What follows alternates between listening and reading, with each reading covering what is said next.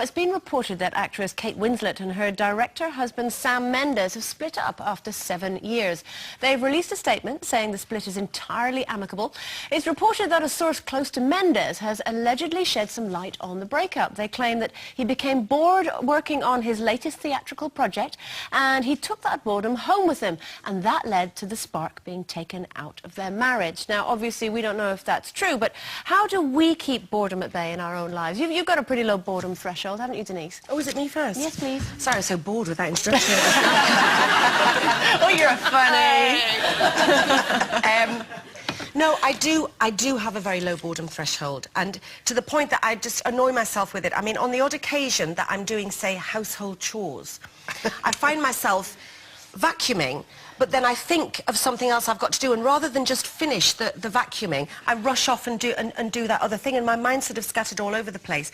So it's really, and I find it very, you know, people say about keeping the relationship not... I find all that very difficult, because I think that I'm always looking for the grass to be greener in all areas of my life, and it's got me into some problems. But don't you think that there's no such thing as being bored? You could just be a boring person. Yes, there is. But that's why I started drinking again, because all my friends were boring. Yeah, but you're very boring when you drink. Of course I am, but I'm not bored. So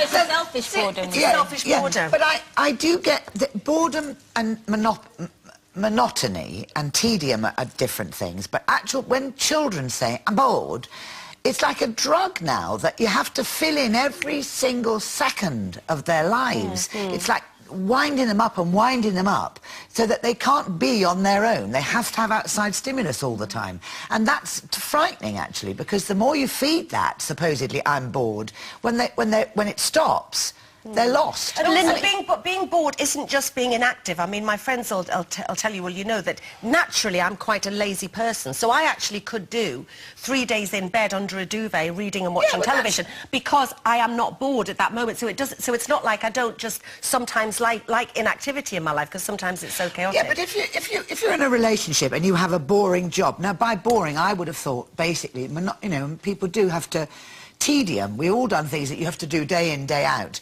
When you take that home with you and take it out on your other half, in a sense you can understand it, but there is a point where you've got to then say to your other half, listen, I'm fed up with that, but I'm not fed up with you, you know, and replace that boredom. But I think all of us probably chose this industry as well because you're constantly moving and being stimulated. Well, Colleen, if I can ask you, you know what, you and Ray, obviously, you've been married for how many years now? 4 years, something like that. I mean, you've been together for a wee while. How do you keep the boredom out of your marriage? How do you keep things fresh? I don't know, Andrea. How do you? I don't know. No. I was asking for notes. I think it is very difficult when you're both leading at certain times completely separate lives. And of course, you know, I'm down here and I'm with all of you, and you know, I'm just me. When I'm here, I haven't got the household chores or the kids or whatever. And so I get home all full of it. And of course, he's been doing the, you know, proper jobs at home and all of that. And sometimes there is that issue of, well, I'm glad you're having a good time because I'm bored out of my head. And I think you have to be very aware of that and very careful of that. But he's pretty good because he's got the love of his life, which is his guitar. So as long as he's I thought you were going to say Kira. No, it's guitar, Kira, and I come after the 2 Cocker Spaniels somewhere. But you know, so he's got a hobby as such, as well as his career. He's got that hobby, so he can keep... But I find that a lot of people that go, I'm bored, are actually bored in their own company, which I find really strange, because I'm not bored in my own company. If I've got days at home and, you know, the boys aren't there, Kira's at school, and I'm hanging around, I'm absolutely fine with that. But I get more bored in our industry, like if I was in something that was long running, I get very bored.